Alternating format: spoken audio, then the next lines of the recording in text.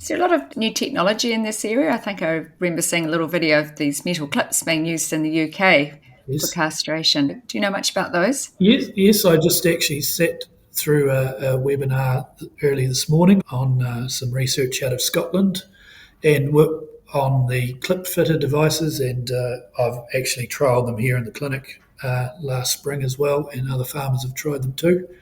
It's rather than squashing the blood vessels and nerves like the rubber ring does, which takes about 90 minutes to have the numbing effect. The clip fitter crushes the nerve, and you almost get an instantaneous cessation of the nerve barraging in either the tail or the testicle region. So they certainly don't display the signs of pain after the application of the clip, and the wounds do heal faster. The tails and the testicle tissue does fall off quicker. So yeah, that does show some promise there. Initially, they were a hard plastic, and they are looking at biodegradable forms of it. So we were using some of the biodegradable forms of it last year. Yeah, The, we don't want the, the fox terriers scooping up the balls lying around the paddock, do we, with metal clips on them? no, apparently the biodegradable ones, they do get broken down by stomach acid and things like that too. So And I guess we just have to remember as well, the reason for the castration is actually an animal welfare issue to avoid ewes getting in lamb when they shouldn't be, having ram lambs running around properties, not having the correct genetics. And yeah, so it all comes back to that. But interesting space technology one. Do you think that's going to be a game changer in New Zealand? the clip fitted one on that, it does show promise, but it is slower.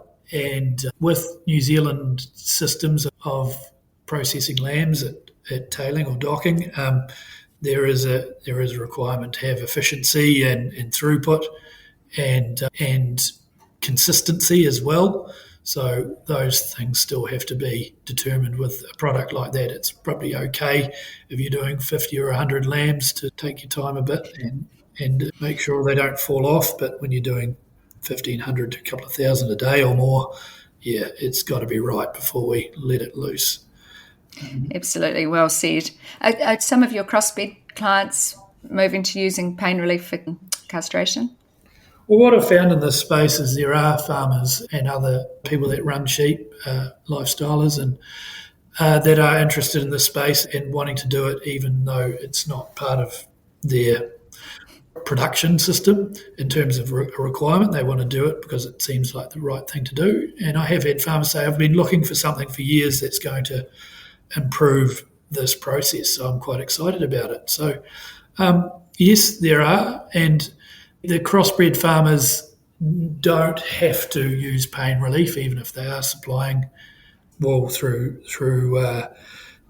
some higher end contracts. And that their waiver has come mainly through economic grounds, and that they're not getting enough for their wool to justify extra cost with pain relief. So that's how they've got around it. But having said that, there are crossbred farmers that are doing it to get ahead of the game, which is admirable. It's just getting as something that's going to work for them. That's the thing. Do you need to tail and castrate everything? There's a lot of fat lamb producers now that aren't tailing their singles, or I've got them on lucerne grazing systems, and they're going to be drafted to the works within 90 to 110 days. So what is the benefit of tailing or castrating these lambs? There isn't really one. So that there is this sort of almost targeted tailing thing that's going on, where they might just do the twins or the ones that are going to be running around on the farm later. So yeah, that's probably a new thing that's emerged. And possibly the third thing is the genetics of stud breeders looking at shorter tails or bearer breeches so that they don't need procedures. And looking at Switzerland now, they've actually banned tail castration, tailing and castration with lambs, and they've got 15 years to shorten their tails and come up with a genetic solution. So in 15 years' time, that ban comes into place. Interesting, really interesting. Do you still have your South Down sheep stud, Dave? No, I've still got some South Downs, yes, but they're not the main part of my sheep breeding operation. Are you breeding for short-tailed sheep now? What are you breeding for? Oh, there's so many things you can breed for, isn't there? You've sometimes got to stick to what you do best. I'm just trying to breed for practical, easy lambing, fast-growing terminal sire types. But What breed are they? They're just a composite at this stage. But there's a bit of white Suffolk in there and a few other things. But yeah, Right. What's the name of your stud? Well, I'm not here Dave's to plug my Dave's ram Magic sales Sheep. or anything, but no, called Line Sheep Genetics. But yeah, didn't want to sort of make a play for selling rams.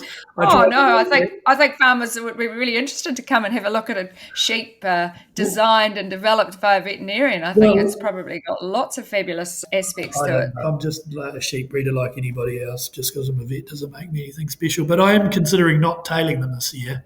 I wonder what it would look like to have a lineup of rams with long tails on them. Yeah, interesting. It does require a change in perspective.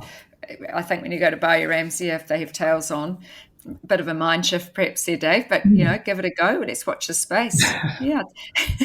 Thank you so much for your time, Dave. I really appreciate your input, and thank you for your work that you've done in this space, because it is quite a complex area and veterinarians are busy enough without having to take everything else on. So thanks for your leadership in this area, and look forward to hearing a bit more about how it all progresses. I just wanted to do what's best for our clients and serve their needs and make sure our prescribing has some integrity and it's practical, and we do actually make a meaningful difference to the welfare outcomes of sheep, and that farmers can see that as well. So we didn't want to be in a position where we're just giving out drugs and it wasn't getting used or perceived to be of any benefit. So that's probably where I come from. It's sort of, I never thought I'd be in this space as a general mixed practice vet, but it's been an interesting journey and it's been quite challenging. So thanks for the opportunity, Joe.